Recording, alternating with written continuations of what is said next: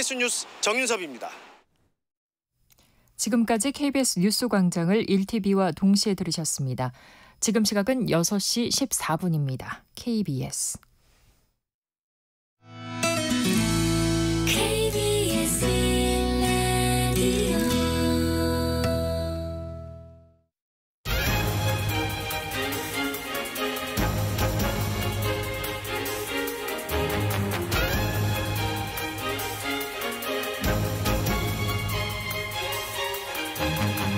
오늘 아침 일라디오. 안녕하십니까. 오늘 아침 일라디오 아나운서 오승원입니다. 연말 송년회나 회식 자리가 늘어나고 있는데요. 요즘 젊은 층들은 회식, 술자리 별로 선호하지 않는다고 합니다. 한 취업정보업체 조사에 따르면요. 1990년대 중반부터 2000년대 초반에 태어난 이른바 Z세대들은요.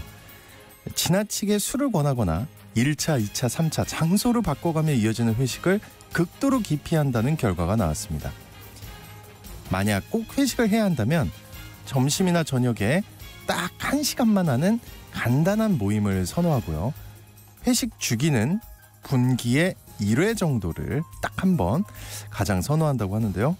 요즘 사장님, 부장님들도 이런 분위기 다 알고 오늘 회식이야 이렇게 일방적으로 강요하거나 억지로 술을 먹이는 일은 많이 사라졌죠. 일본에서는요. 회식을 앞두고 손떨림이나 구토, 현기증 같은 증상을 보이는 회식 공포증, 이런 사회 불안이 늘고 있다고 합니다. 오죽하면 2017년에 회식 공포증 지원협회라는 게 생겨서 연간 1000건의 상담이 이루어지고 있다는데요. 요즘 우리 주변에도 보면 술 문화는 물론 심지어 누군가와 식사하는 것조차 어려워하는 다양한 문제를 겪는 사람들이 있다는 걸 많이 느끼게 되죠. 네, 그런 개개인을 좀 더 이해할 필요가 있겠다는 생각이 드는데요. 송년회 모임이 기분 좋게 식사하면서 수고했다, 더 힘내자, 그런 인사 오가는 자리면 충분하겠죠. 12월 4일 월요일 오늘 아침 일라디오 출발합니다.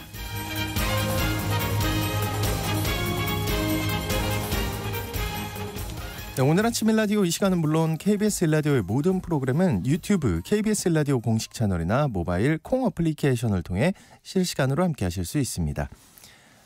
매주 월요일 이번 주 농작업 정보 시간 준비되어 있고요. 건강의료 처방전 시간에는 지금 가장 많이 팔릴 것 같은 숙취 해소제에 대해 알아보겠습니다.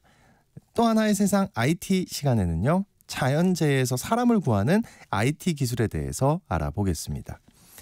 자, 청취자 여러분 참여하실 수 있는 퀴즈 관련해서 드릴게요. 농촌진흥청의 조사 결과인데요.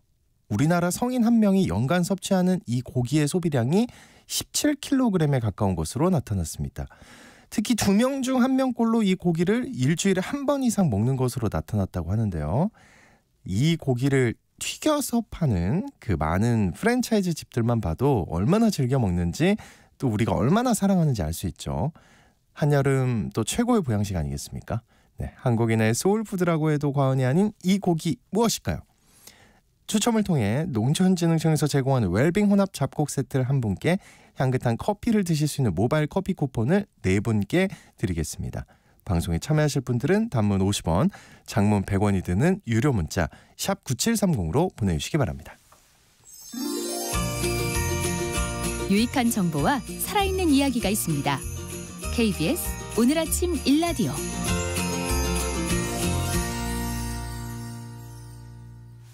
한 주간 농가에서 알아둬야 할 주요 농작업 정보를 전하는 시간입니다. 토마토나 딸기 등 온실에서 재배하는 농산물을 수확할 때 어려운 것 중 하나가 무거운 수확물을 수시로 옮기는 일이라고 하는데요. 네, 이걸 해결하는 수확 로봇이 개발됐다고 합니다. 작업자를 졸졸 따라다니면서 수확물을 운반하고 자동 하역도 가능하다고 하는데요. 농촌진흥청 대변인실의 정병진 농촌지도관님 전화 연결되어 있습니다. 안녕하십니까? 네, 안녕하세요. 네, 온실용 운반 로봇이 개발돼서 첨단 온실을 운영하는 농업인들에게 많은 관심을 받고 있다고요? 네, 농촌진흥청은 작업자를 따라다니면서 수확물을 운반하고 하역장까지 이동해 자동 하역도 가능한 온실용 운반 로봇을 개발했습니다. 이번에 개발한 작업자 추종 운반 로봇은 작업자가 수확한 작물을 로봇에 담고 다음 수확 지점으로 이동을 하면 로봇이 작업자와의 거리를 측정해 일정 거리를 유지하면서 움직이도록 설계되었습니다. 네, 첨단 로봇 기술들이 적용돼 있겠네요. 네, 로봇 전방에 붙인 3차원 카메라와 인공지능 분석 제어기를 활용한 기술로 작업자와의 거리를 0.1 내지 1m까지 조절할 수 있습니다. 또한 수압 작업이 끝난 로봇이 하역장까지 자동으로 이동할 수 있도록 로봇에 마그네틱, 근접 센서, 광학 검출기 등 여러 감지기를 장착해 계획된 경로로 따라 자율주행하도록 설정되었습니다. 네, 안전사고에도 대비가 필요할 것 같은데요. 네, 맞습니다. 안전사고 등에 대비를 해서 운반 로봇의 앞뒤에는 접촉 감지기를 부착하고 사람이나 장애물을 감지했을 때 비상정지할 수 있도록 설계를 해서 사람과의 충돌 등에도 대비를 했습니다. 그리고 운반 로봇은 10시간 이상 연속으로 작동이 되고 이래 최대 300kg까지 네. 운반을 할 수 있습니다. 또한 오작동을 줄이기 위해서 고장 확률을 0.1 내지 1% 미만의 안전 무결성 수준으로 2등급 제어기도 적용을 했습니다. 네, 그렇군요. 이 수학 운반 로봇 농가에서 기다리고 있을 것 같은데요. 농가에는 언제쯤 보급될 수 있을까요? 네, 지난해까지 이 로봇의 요소 기술을 개발을 해서 올해 전북 익산의 토마토 농장에서 실증 연구를 통해서 실제 농업 현장에 투입할 수 있을 정도로 실용화가 진행되었습니다. 이 기술은 특허 등록을 완료하고 산업체에 기술 이전도 마쳤기 때문에 머지않아 농가에 보급될 수 있을 것을 기대하고 있습니다. 네, 일손 부족 문제가 심각하다고 잘 알고 있는데 빨리 공급이 됐으면 좋겠습니다. 자, 이번 주 농업 기상 정보 어떤가요? 네, 지난주에 비해 이번 주는 난이 많이 풀렸습니다. 네. 이번 주는 수요일 오후 중부지방과 전라권, 경상권 일부 지역에 비가 오겠습니다. 그 밖의 날들은 대체로 맑을 것으로 예상이 되는데요. 기온은 아침이 영하 4도에서 11도, 낮에는 4도에서 17도로 평년과 비슷하거나 조금 높겠습니다. 그리고 강원 영동과 경상 해안을 중심으로 대구가 매우 건조해서 산불 등 화재에 대한 각별한 주의가 필요하겠습니다. 그렇습니다. 자, 또 이번 주 농가에서 실천해야 할 주요 농작업 정보도 알아보겠습니다. 먼저 겨울철에 사용하지 않는 농기계를 고장 없이 좀 오래 쓰려면 어떤 관리를 해줘야 될까요? 네, 농기계는 사용하지 않는 겨울철에 보관과 관리를 잘해야 봄에 사용할 때 고장 없이 잘 사용할 수 있는데요. 농기계는 기본적으로 건조한 실내에 보관하는 것이 좋습니다. 실내 보관이 어려울 경우에는 햇빛이나 비, 눈 등을 피할 수 있도록 덮개를 씌워서 평지에 보관해 주는 것이 좋습니다. 네, 근데 그 덮개를 씌우기 전에 해야 할 일이 있을 것 같은데 어떤 일을 해야 할까요? 네, 농기계에 회전 부위나 절단 부위, 체인, 벨트 등에 낀 잡초나 볏짚 등은 쥐가 배선을 갉아 농기계를 고장나게 하는 주 원인이 될 수 있습니다. 완전히 제거해 주셔야 합니다. 네. 그리고 볼트, 너트 등의 장기 상태를 잘 확인해주고 클러치, 레버, 벨트 등은 풀어서 보관해야 합니다. 또한 녹슬거나 부식이 잘 되는 부위는 오일이나 그리스 등을 발라주고 냉각수는 얼지 않도록 부동액을 섞어 넣어주면 되겠습니다. 네, 농기계 겨울 관리 잘 하셔서 오랫동안 잘 사용하셔야 하겠습니다. 그리고 요즘 겨울철 비닐하우스에서 감자를 많이 심는 것 같은데 준비해야 할 일이 있다면 어떤 게 있을까요? 네, 몇 년 전부터 겨울철에 비닐하우스에서 감자를 심어서 이런 봄에 수확하는 재배 방법이 전북 김제 부안 그리고 경남 밀양 등을 중심으로 늘어나고 있는데요. 시설 재배 감자는 씨감자가 휴면 상태에 있으면 감자의 싹이 잘 나오지 않기 때문에 휴면을 깨워줘야 합니다. 이기작 재배하는 품종들은 대략 50일 내지 70일가량의 휴면 기간을 가지는데요. 네. 휴면 상태를 알아보는 방법은 씨감자를 심기 전에 18 내지 25도의 실온에서 1 내지 2주 정도 두면 싹이 나오는지 확인해 보시면 되겠습니다. 아, 그렇군요. 자, 이제 본격적으로 겨울 딸기가 나오기 시작하는 것 같은데요. 겨울 딸기 관리에도 각별한 신경을 써줘야 할 텐데요. 네, 맞습니다. 요즘은 겨울철이 딸기 제철이 되었습니다. 네. 딸기는 일조 부족으로 강합성이 떨어지거나 낮은 지온으로 인해 양분 흡수가 불량해지면 생육이 떨어지고 착과도 잘 안 될 수 있습니다. 그래서 주간에 환기를 잘 시켜주고 야간에는 보온 관리를 통해서 저온을 유지해 주셔야 합니다. 그리고 시설 내 과도한 습도를 방지하기 위해서는 가급적 오전에 관수를 해줘야 하는 것도 잊지 마시기 바랍니다. 네. 그리고 겨울철 그 꿀벌 관리하는 농가에서 준비해야 할 일이 있으면 알려주시죠. 네, 꿀벌 관리 농가에서는 겨울철을 어떻게 지내냐에 따라 다음에 꿀 생산량이 결정된다고 할 정도로 매우 중요한 일인데요. 산간 지역의 온도 변화가 심한 지역에서는 보온자재를 이용해서 외부 보온을 해주고 내부에도 양쪽 끝에 보온판을 삽입해 줘야 합니다. 하지만 과보온으로 여왕벌이 다시 산란하지 않도록 주의를 해주셔야겠습니다. 그리고 월동 장소는 겨울철에는 그늘지면서 습기가 없는 장소가 적합한데요. 직사광선이 있는 장소는 온도가 올라가서 뭉쳐진 벌들이 풀어지면 피해를 받을 수 있기 때문입니다. 네. 그리고 겨울철에 사료작물 관리도 잘해줘야 할 것 같아요. 네, 논에 재배하는 이탈리안 아이그라스나 호밀은 겨울에 눈이나 비가 오면 논에 물이 잘 빠지지 않아 스패를 입을 수 있습니다. 미리 배수로를 잘 정비해 물이 고이지 않도록 해주시고요. 생산량을 늘리기 위해 눌러주기도 반드시 해줘야겠습니다. 네, 꿀벌도 겨울철 관리 잘해서 내년에도 꿀 많이 따시기 바랍니다. 이번 주 농작업 정보 잘 들었습니다. 농촌진흥청 대변인실의 정병진 농촌지도관님과 함께했습니다. 오늘 고맙습니다. 네, 감사합니다.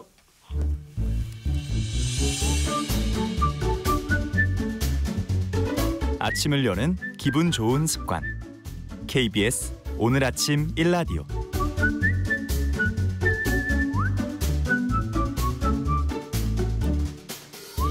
의료 서비스와 질병에 대한 다양한 이슈와 정보 살펴보겠습니다. 약이 되는 건강의료 처방전 시간. 오늘은 이 숙취와 숙취 해소제 얘기를 준비해 오셨다고 합니다. 박한슬 약사님 나오셨습니다. 안녕하십니까? 안녕하십니까? 네, 요즘 이 숙취 해소제를 많이 찾을 것 같아요. 송년회 일정도 있고 또 숙취에 시달리는 날들이실 것 같은데 먼저 숙취 이게 뭐고 이거 왜 생기는 겁니까?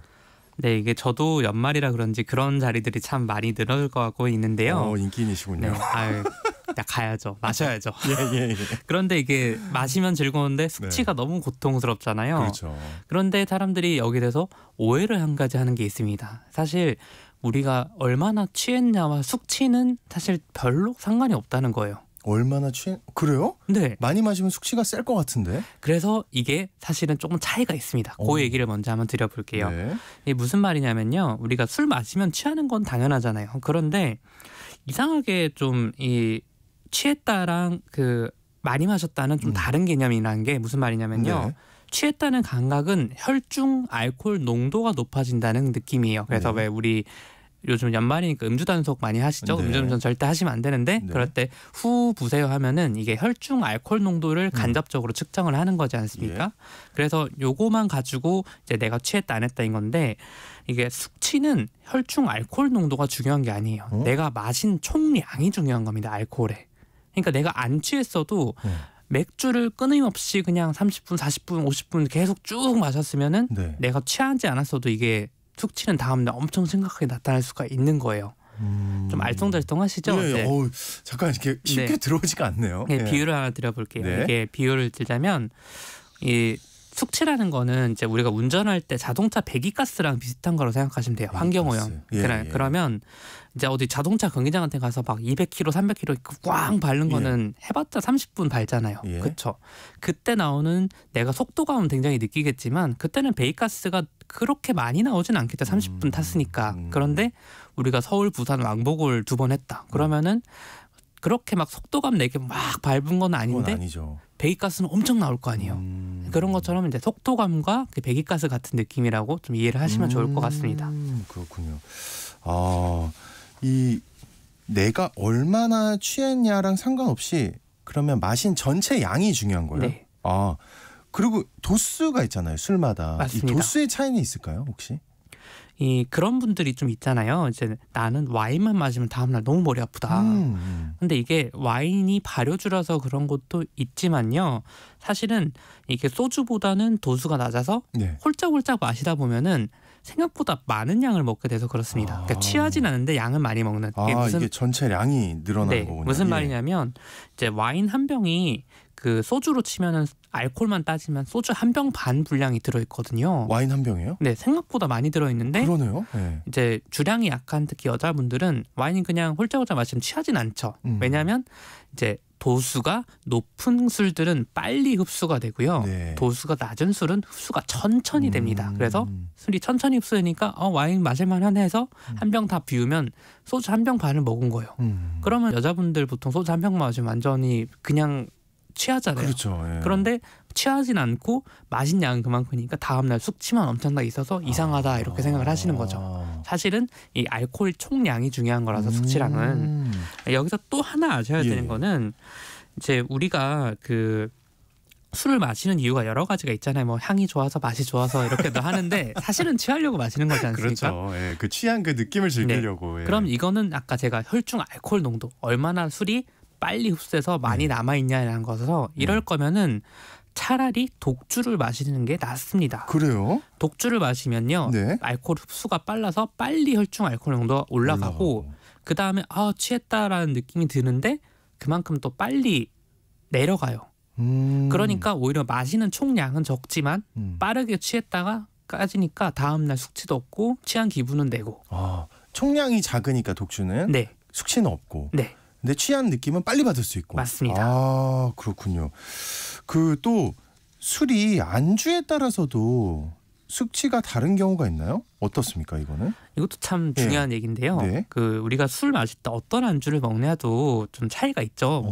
빨리 취하는 것 같기도 하고 어떤 안주는 빈속에 먹으면 또 엄청 취하고 그러잖아요. 빈속은 확실히 빨리 취하는 네. 것 같아요. 예. 이게 과학적으로 아주 명쾌한 원리가 있습니다. 무슨 말이냐면요. 이제 첫 번째로 술 취하는 정도는 안주랑 어떤 관련이 있냐면 네.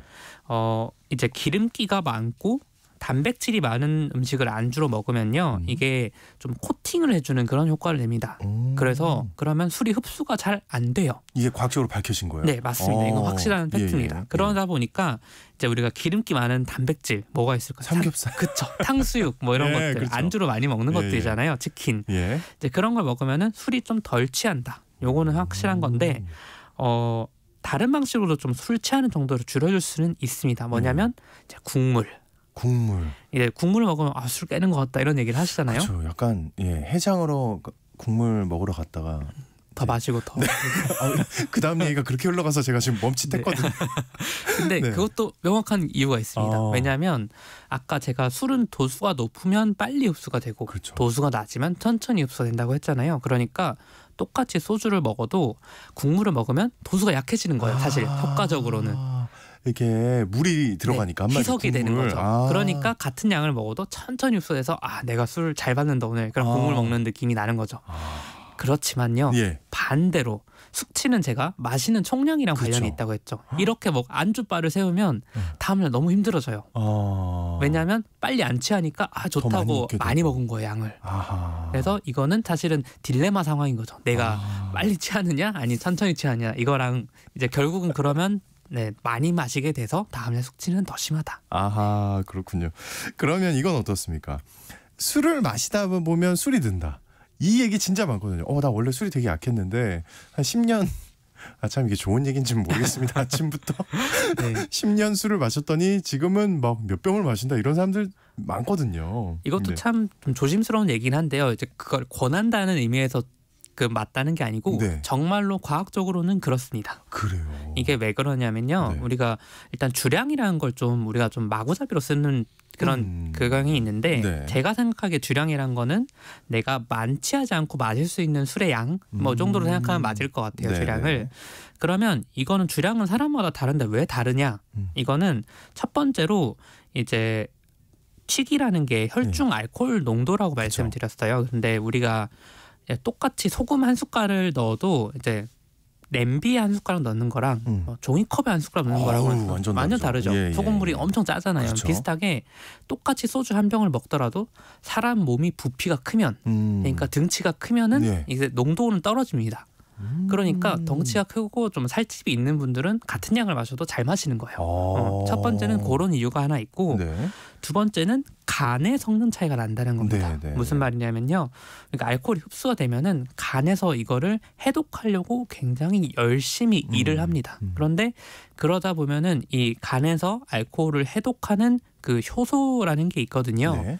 이게 사실은 타고납니다. 그래서 어떤 분들은 나는 뭐 소주 4병 5병 마셔도 괜찮다. 네. 있어요. 그런 분들 주변에. 있잖아요. 예, 특이한 예. 분들이 있잖아요. 덩치도 작은데 굉장히 잘 드시는 분들이 있거든요. 그런 분들은 사실은 부모님도 잘 드신 경우가 많아요. 네. 왜냐하면 타고난 유전적인 효소 때문에 그런 그렇군요. 거니까. 예. 그런데 이거는 우리가 뭐 바꿀 수 있는 게 아니잖아요. 그렇죠. 부모님을 갑자기 바꿀 수 있는 게 아니니까. 네. 아이고 예. 그런데 이 다른 효소가 하나 있습니다. 그 타고난 효소 말고 다른 효소가 하나 있는데 그 효소는 우리가 술을 먹을수록 간에서 이런 생각을 하는 겁니다. 얘는 자꾸 술을 먹네? 이거 어떡하지? 그러면 일단 내가 어떻게 방어를 해봐야겠다 해서 네. 다른 효소를 계속 만들고 활성을 좀 시킵니다. 그건 어디서 하는 거예요? 그 효소는 어디서 만든? 간에서 똑같이 만듭니다. 하는 거예요? 네, 간에서 하는데 타고나는 거 외에도 네. 좀 그렇게 활성화시켜주는 다른 곁경로가 있는 거죠. 곁다리로. 그래서 그렇게 하면은 이제 술이 세지긴 하는데 네. 이것도 썩 좋은 건 아닌 게요. 그렇죠. 예. 네, 그러면 간에 무리가 갑니다. 그래서 우리가 이제 술 많이 드시면 뭐 지방간 있다 이런 얘기를 하시는 게 간에서 그렇게 알코올을 해독하는 그런 과정을 거치다 보면요, 간에 자꾸 이런 영양물질이 쌓여요. 부산물이 생기나 보네요. 그러면 이거를 간에서는 일단 영양물질이 생겼으니까 여기 일단 좀 쌓아놔야지 대충 이렇게 해서 간에 자꾸 영양성들을 쌓다 보면 이렇게 지방으로 쫙 덮이는 거죠. 네, 그래서 이제 지방간 같은 게 생길 수도 있고 이제 많이 먹어서 늘긴 하는데 그게 건강에 좋은 방식으로 느는 건 아니다. 그래서 그런 분들도 뭐 정말 직업적으로 뭐 영업이라든 이런 건 어쩔 수 없겠지만 많이 먹어서 늘린다는 생각은 좀 안 하시는 게 좋지 않을까. 늘긴 합니다. 예. 늘긴 하는데. 네. 그러니까 좋은 일이 아니었네요. 그게. 네. 그러면 숙취 해소제들은 특히 이제 술 많이 드시는 분들은 숙취 해소제에 의존하는 경우 굉장히 많거든요. 이거 효과가 어떻습니까? 이것도 참 조심스러운 얘기인데요. 네. 이제 편의점이나 이런 데서 파는 숙취 해소제들 참 많잖아요. 네네. 뭐 마시는 것도 있고 이제 알약 같은 것도 있고 또 막 이제 또 구전으로 내려오는 그런 것들 있지 않습니까? 어디 뭐 네. 옛날 어디서 사람들이 먹던 건데 러시아에 네. 뭐 어디가 누가 먹었다더라. 네, 막 이런 그런 거 네. 굉장히 정말 다양한 종류가 많은데 네. 사실은요, 이게 그래서 좀 조심스럽긴 하지만 효과는 없다라고 보는 게 맞을 것 같습니다. 그래요. 왜 그러냐면요, 예. 제가 그냥 하는 말이 아니고 이제 식약처에서 이제 그런 좀 규제를 하겠다는 입장을 내놨습니다.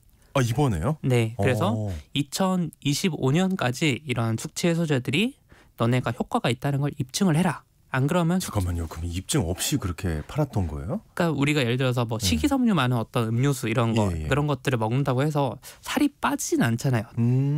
대신 그런 걸 먹었을 때 살이 빠지는 데 도움이 될 수는 있다.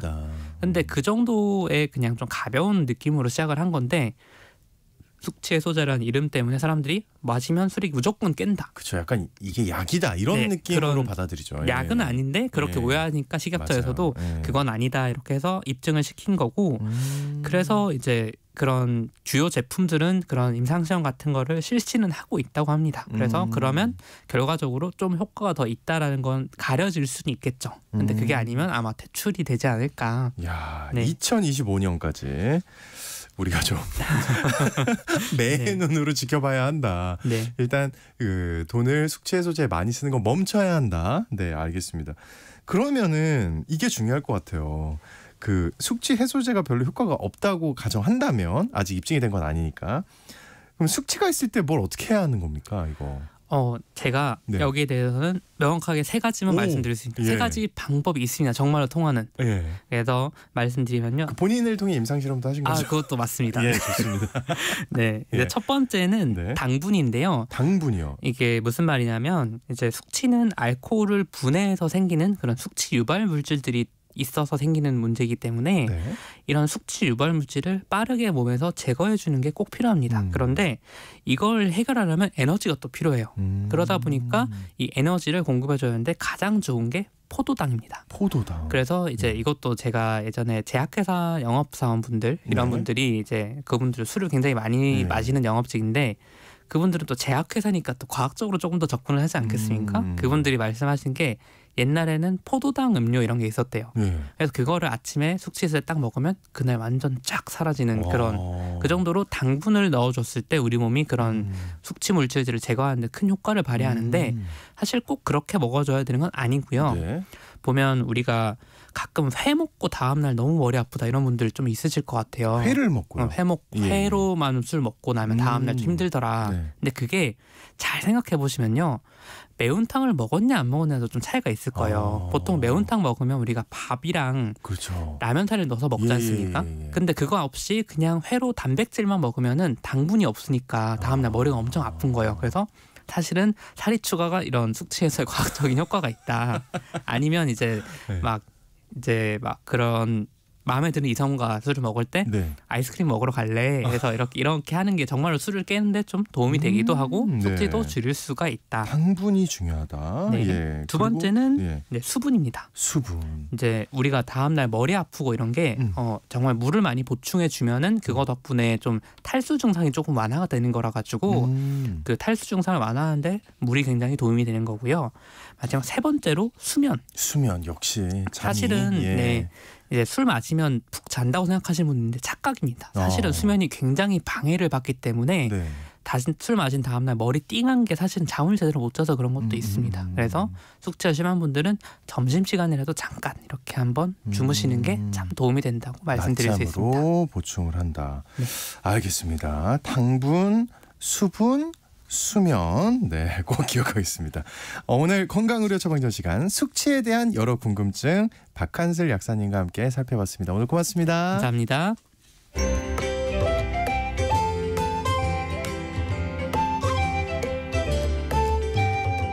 상쾌한 하루의 시작. KBS 오늘 아침 일라디오.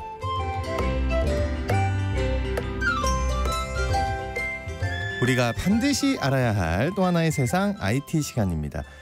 지구온난화로 지구촌의 자연재해 소식이 끊이질 않고 있죠. 우리도 최근에 경주시 쪽에서 또 한 번 지진이 발생해서 많이 놀라신 분들이 있을 텐데요. 오늘은 자연재해에서 사람을 구하는 IT 기술에 대해서 알아보겠습니다. 히든브레인 연구소의 송태민 소장님 나와주셨습니다. 안녕하십니까? 네, 안녕하세요. 지난주였죠. 경북 경주시 쪽에서 지진이 발생했는데 긴급 재난 문자가 울렸다고 하더라고요. 최근 재난 문자를 꺼두신 분들이 많으시거든요, 사실. 네네.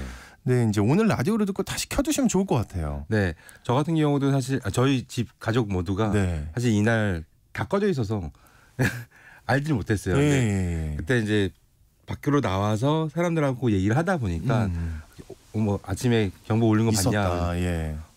우리 집은 전혀 몰랐거든요. 그래서 이게 어떻게 꺼서. 문제가 될 수도 있겠다라고 생각이 들어서 키는 법을 또 찾다 보니까 모르겠는 거예요. 그래요? 네. 핸드폰을 딱 봤을 때 대부분 이제 일반 문자랑 좀 다르게 재난 문자 같은 경우는 별도 숨어 있다 보니까 보통 알림이 왔을 때 네. 옆에 오른쪽 눌러서 다시는 울리지 않기 막 이런 식으로 보통 껐을 거예요. 그쵸, 끌 때는 그렇게 좀 네, 쉽게. 끌 때는 예. 쉽게 껐는데 키는 법이 좀 복잡하더라고요. 근데 사실 이제 뭐 핸드폰 종류마다 좀 다르긴 하겠지만은 기본적으로는 뭐 메시지 앱에서 설정으로 들어가서 그러니까 이 안으로 들어가는 거죠. 네. 이 안으로 들어간 다음에 또 이제 긴급 알림 설정이 또 따로 들어갑니다. 근데 그 안으로 들어가면은 긴급 재난 문자랑 안전 안내 문자가 두 가지로 다 나눠져 있어요. 네. 저도 이번에 처음 알았는데 긴급 재난 문자랑 뭐라고요? 안전 안내 문자. 안전 안내 문자. 네, 예. 대부분 다 꺼져 있을 겁니다. 그래서 얘를 하나씩은 다 켜두시는 게 좋지 않을까라고 좀 생각이 들고요. 네. 특히나 이제 우리 안전을 지켜주는 부분이 분명히 있다 보니까 꼭 알림을 켜는 것을 저는 추천드립니다. 예. 자연재해 뭐 이런 얘기를 네. 하다 보니까 이와 관련된 IT 기술이 어떤 게 있는지 좀 궁금해요. 네. 어떤 것들이 좀 있습니까? 일단 종류가 굉장히 좀 많을 것 같긴 한데요. 예. 대표적인 거 몇 가지 먼저 설명을 드릴게요. 일단은 위성을 이용한 센싱. 위성을 이용한 센싱은 뭐예요? 일단은 예를 들어서 뭐 특정 지역에다가 댐이라든지 이런 데서 센서를 놓는 거죠. 근데 이런 것들이 물론 당장 댐 앞에서 뭐 수량을 체크하거나 이렇게 할 수도 있겠지만은 위성 위에서 사진으로 본다라고 하면은 전체 지형이 뭔가 바뀌는 거를 특정할 수가 있어요. 그렇다 보니까 뭔가 지금 홍수나 뭐 산사태나 이런 것들이 일어날 수 있다. 예측이 된다라는 데이터들을 수집할 수가 있는 거고요. 그러니까 센서가 미세하게라도 움직이면 다 이제 감지를 하는 거군요. 네, 맞아요. 신기합니다. 네, 그래서 이런 부분들도 있고 그다음에 뭐 인공지능을 통한 것들이 사실 제일 많은데 이거 이따가 또 설명드리고 그다음에 로봇 기술 같은 경우도 뭐 건물 붕괴했을 때 로봇이 사람을 구해준다든지 이런 부분이 뭐 미래 얘기가 아니라 지금 현재도 진행하고 있는 그래요. 예, 이런 부분이다 보니까 물론 이제 로봇 우리가 생각하는 사람처럼 걸어다니는 이런 로봇은 아니겠지만은 로봇 기술이 또 활용될 수도 있고요. 그다음에 이 통신 기술이 사실 제일 중요한데요. 네. 뭐 이동통신 기술을 이용하기도 하고 아까 얘기했던 위성통신을 이용해서 사람의 위치 파악이라든지 혹은 뭐 주변에 알리는 역할, 아마도 재난 예방이나 이런 재난 구조 같은 이런 것들이 전부 다 IT 기술에 또 관련이 돼 있다라고 얘기를 할 수 있습니다. 네, 역시 IT 빠지는 곳이 없을 것 같아요. 네. 그리고 점점 더 늘어날 것 같고요.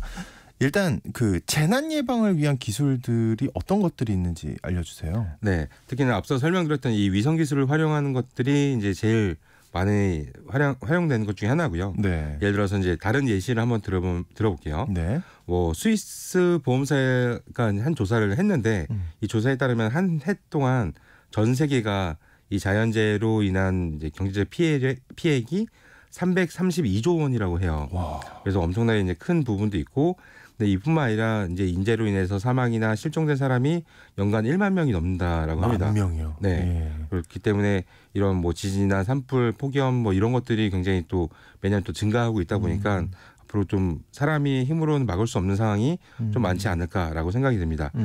이럴 때 이제 빠지지 않는 것 중에 하나가 바로 이제 인공지능인데요. 네. 아까 잠깐 얘기했었죠. 그래서 네. 이 인공지능 같은 경우는 아무래도 각종 데이터들이 모여가지고서 얘 가지고서 학습을 한 다음에 앞으로 이제 어디가 뭐 피해가 가장 많이 발생할 것 같냐 이런 피해를 예측하고 뭐 특히나 뭐 대피 경로까지 이제 제한을 할 수가 있는 거죠. 뭐 홍수가 났다라고 하면은 물이 어떻게 잠기고 또 사람들이 뭐 위험하지 않은 지역은 어디다라는 거를 한눈에 알 수 있는 거는 사실 뭐 위성으로 찍는 것도 가능하겠지만은 네. 이거를 뭐 이미 벌어진 다음에 찍으면 안 되는 거잖아요. 그렇죠. 네, 그렇기 때문에 사전에 쌓인 이 데이터를 가지고서 얘기하기 때문에 대피 경로 같은 경우도 제한이 충분하게 가능한 이런 부분이다라고 할 수 있고요. 그거 굉장히 좀 네. 도움이 될 것 같은 게 사람이 그 순간이 되면 좀 이렇게 공포와 그죠. 패닉이 올 것 같거든요. 맞아요. 네, 제대로 된 판단을 못할 것 같은데 네. 인공지능이라면 가능하겠네요. 네, 사전에 그런 것들이 워낙 데이터들이 또 그동안 살아오면서 많았기 때문에 그렇죠. 예. 충분하게 가능하다라고 생각하고요. 이거랑 더불어서 가장 또 중요한 것 중에 하나가 사물 인터넷이에요. 사물 인터넷이라고 하면은 한마디로 모든 사물에 인터넷이 연결돼 있다 보니까 네.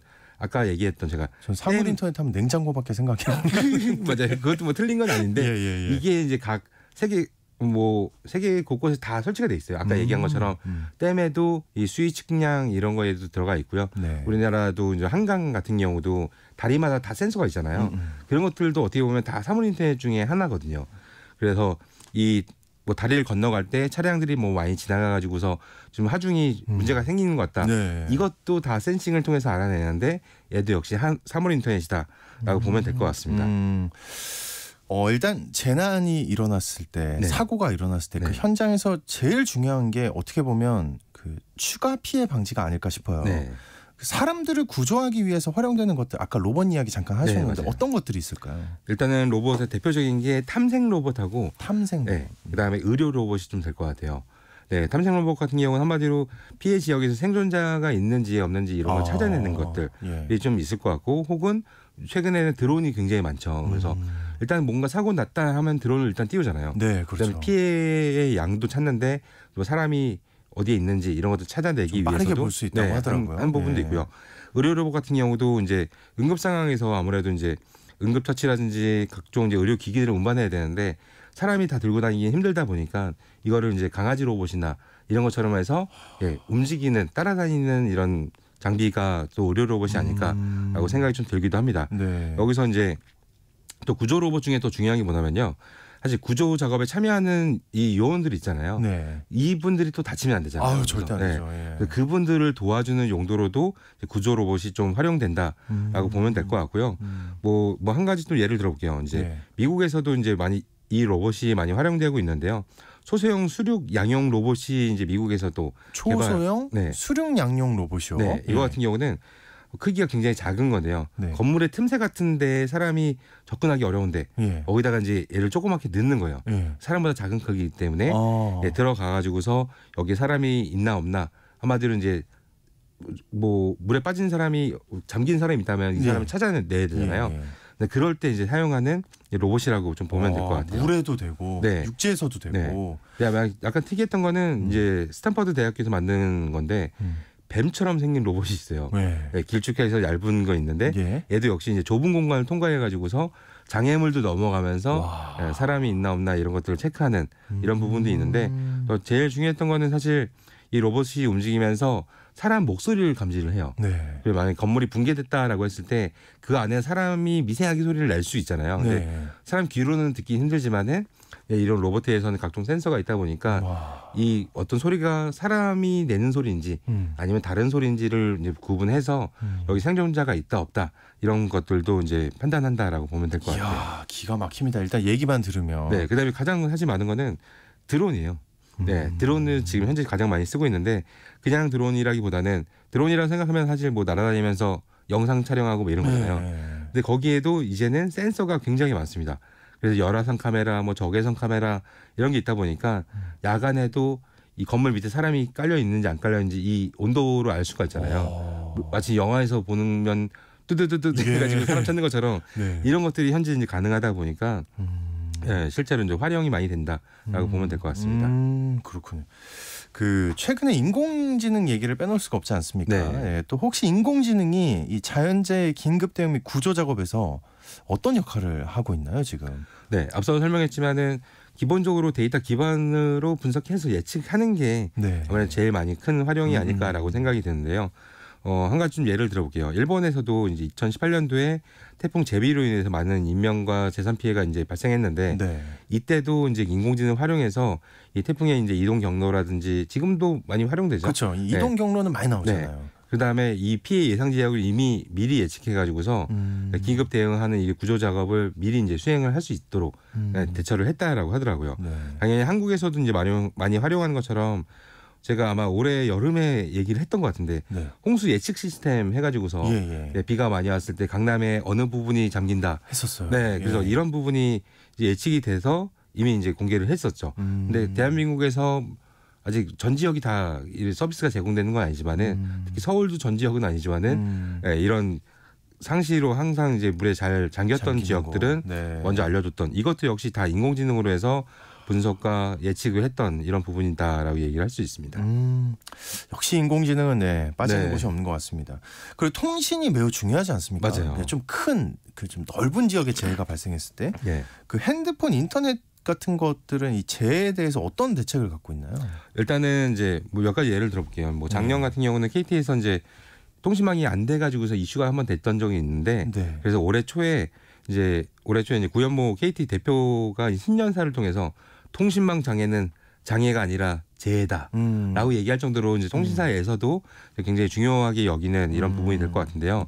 얼마 전에 또 행정 정산망 또 마비됐었잖아요. 그렇죠. 이런 것처럼 사실 사회 재난에 이제 포함시켜야 된다라는 부분이 얘기가 나올 정도로 통신이 굉장히 중요한 부분이 될 것 같아요. 그래서 이 지진이나 산사태 등 이유 때문에 뭐 유무선 통신망이 장애가 되면 어떻게 될까?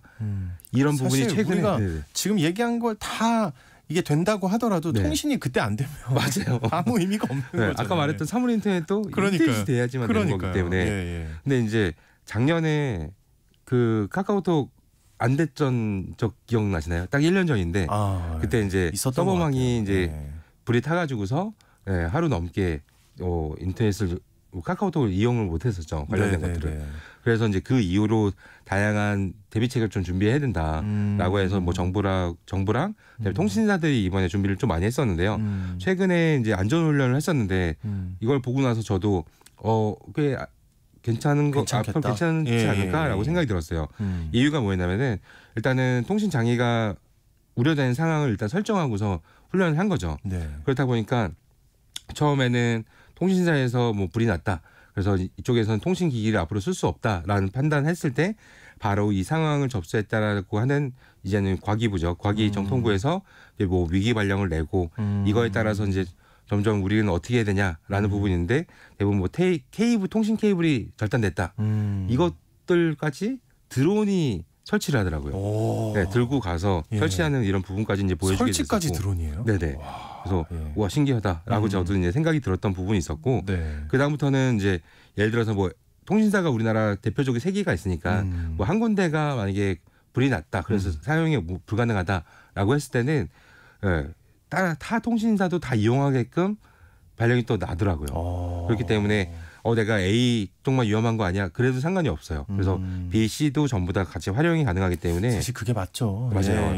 네, 이렇게 되기도 하고 그다음에 만약에 통신망이 유선까지 다 막아뒀다라고 하면은 여기서도 또 신기한 게 있더라고요. 이제 물론 이제 뭐 행사장이나 이런 사람 많은 데 보면은 기지국 차량이 막 도착하잖아요. 네, 이렇게 활용이 되기도 하는데 통신망을 쏘는 게 드론으로도 공중에 띄워서 쏘는 것들도 역시 정말 가능한 부분도 있고요. 뭐 가장 또 인상 깊었던 거는 우리나라보다는 사실 그 얼마 전에 지난 5월달에 제가 얘기했던 일론 머스크의 스타링크라는 인공지능으로 사실 인터넷 되는 게 사실 더 신기한 것 같고 아마 내년도에는 국내에서도 이제 이런 위성을 이용한 인터넷이 좀 많아지지 않을까라고 생각이 듭니다. 그렇군요.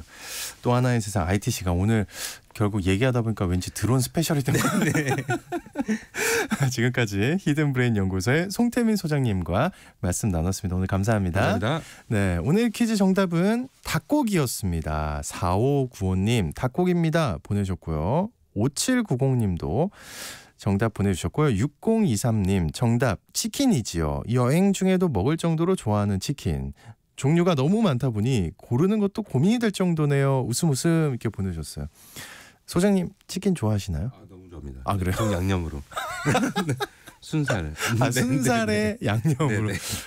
뭔가 이제 극단적인 현대인의 그 귀찮음을 예방하는 메뉴 선택이 아닌가.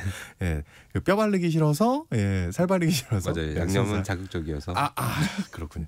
9646님 닭고기. 이 시간이면 부지런히 산책을 나갔는데 날씨도 춥고 어둠이 가시지 않으니 게으름 피우면서 이불 속에 있네요. 9646님 너무 이해가 갑니다.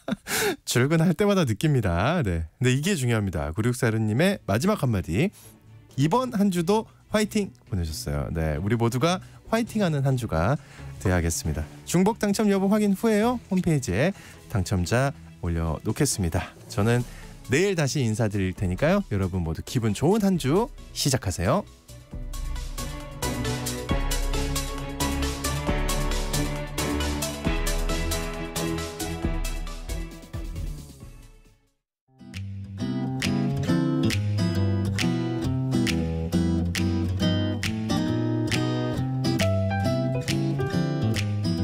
안녕하세요.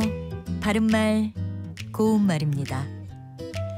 KBS 텔레비전에서 평일 아침에 방송되고 있는 해볼만한 아침 MMW라는 프로그램이 있습니다. 여기서 M은 머니, W는 월드를 의미하고요. 경제